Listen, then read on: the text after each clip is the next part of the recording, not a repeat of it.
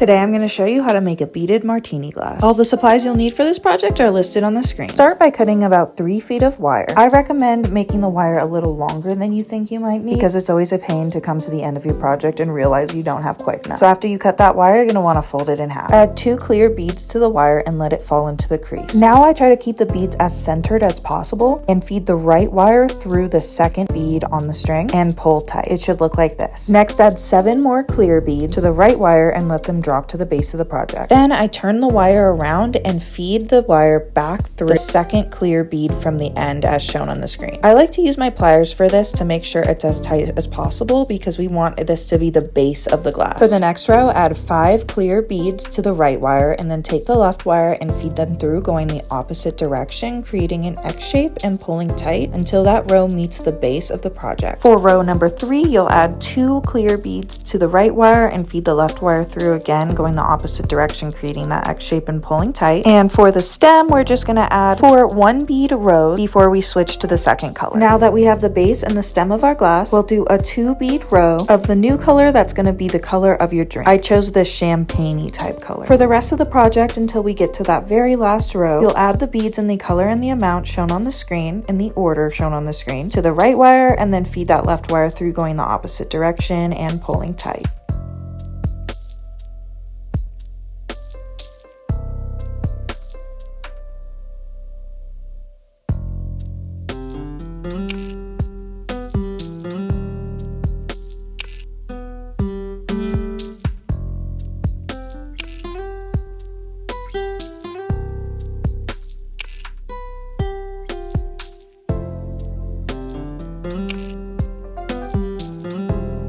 Now it's time for the absolute last row, which is just going to be a single brown bead to make it look like the toothpick is sticking out of the glass. To do this, you'll feed that right wire back through the brown bead, skipping the clear bead on the end. I like to use my pliers for this to make sure it's extra tight. And then you'll add a brown bead to that wire and loop the wire around and stick it back through that brown bead. Then I kind of coax the wire through the rest of the row and I twist it together with that left wire. Lastly, I use my wire cutters to cut off that excess and then tuck that little extra piece of wire behind the project. And now we have a finished beaded martini glass. If you use this tutorial, I would love to see your finished martini glasses in the comments. I'm also always looking for suggestions on what to bead next, so please feel free to share those suggestions with me. Thank you so much for watching. Love you. Bye.